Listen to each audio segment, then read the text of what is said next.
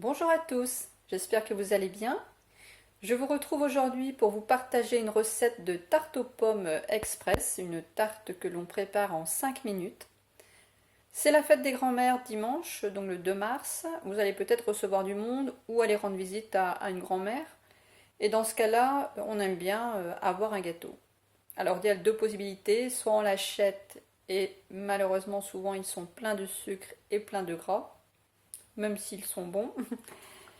Ou soit on va le faire soi-même, et des fois on n'a pas trop envie, on a un peu la flemme, ça prend du temps, on n'a pas le temps. Bref, c'est donc pour ça que je vous propose une recette très simple à faire, très rapide à faire, mais excellente. Alors voici les ingrédients, une pâte à tarte feuilletée ou brisée, donc une pâte à tarte du commerce, avec ou sans gluten selon vos préférences, de la compote de pommes, du commerce aussi, 3, 4 pommes, 5 pommes, ça dépend un petit peu de la taille, ça dépend de la taille des pommes et ça dépend de la taille de votre moule. Un petit peu de sucre. Alors ici, mon sucre il est un petit peu vanillé parce que c'est le sucre dans lequel je mets la vanille à conserver. Donc du coup, il y a un petit peu de goût de vanille. Vous pouvez aussi prendre un sachet de sucre vanillé aussi si vous le souhaitez. Et quelques amandes effilées. Et c'est parti pour la recette. Donc c'est vraiment la recette qui se prépare en 5 minutes quand on n'a pas envie de faire mieux. Donc on vient commencer par mettre notre pâte dans le moule.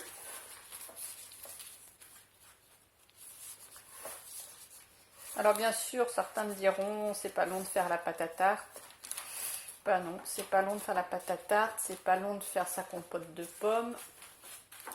Il n'y a rien qui est long. Tout ça, ça prend 10 minutes, sauf que 10 minutes plus 10 minutes plus 10 minutes, à la longue, ça fait...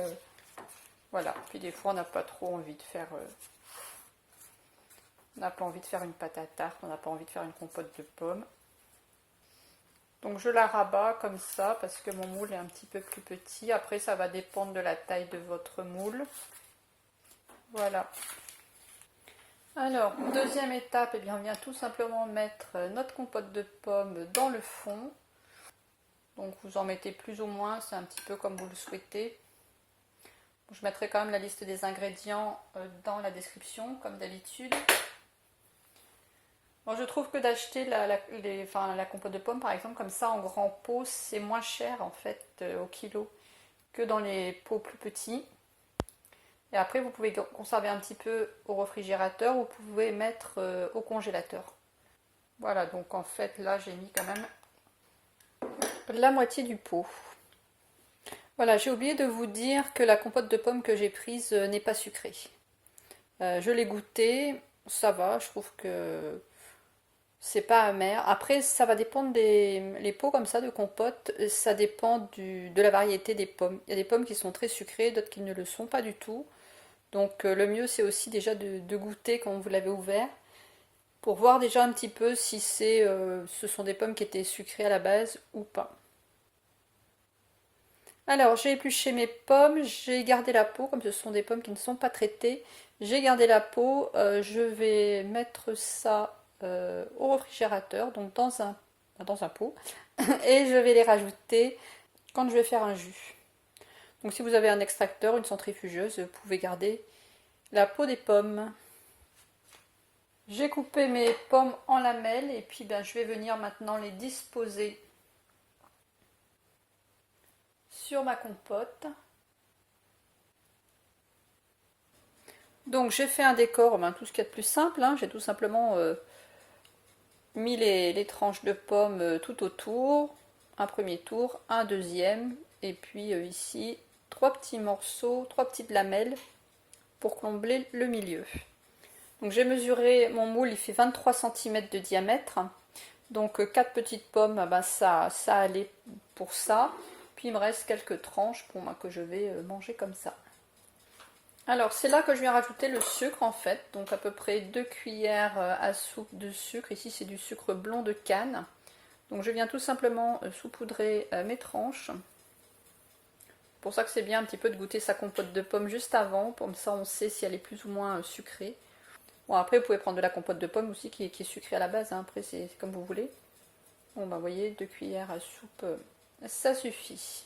Donc le sucre comme ça, il va venir fondre, il va venir donner un petit peu le goût sucré aux pommes, et en même temps en fondant et en cuisant, il va venir caraméliser un petit peu le dessus. Donc maintenant je viens rajouter mes amandes effilées sur le dessus aussi. Donc vous en mettez plus ou moins selon ce que vous aimez. J'aime bien les amandes effilées, donc j'hésite jamais à en rajouter. Je trouve que ça donne du croquant. Donc là c'est selon vos goûts, hein. Et voilà. Donc vous voyez, c'est vraiment très très rapide à faire, 5 minutes, 10 maximum. Maintenant on met tout ça dans le four, donc je suis en train de faire préchauffer mon four. Et puis vous regardez sur votre pâte, les temps de cuisson sont toujours un peu différents suivant les marques. Moi je viens de changer ma marque habituelle, j'ai pris une nouvelle marque, c'est une pâte sans gluten. Et là ils me disent 35 minutes à 180 degrés. Donc vous suivez bien les informations sur le paquet. Et puis on la met dans le four et ensuite je vous montre ce que ça donne. Voilà, je viens de sortir la tarte du four. Donc vous pourrez la déguster chaude, tiède ou froide. Alors bien sûr, ce n'est pas seulement une tarte pour la fête des grands-mères.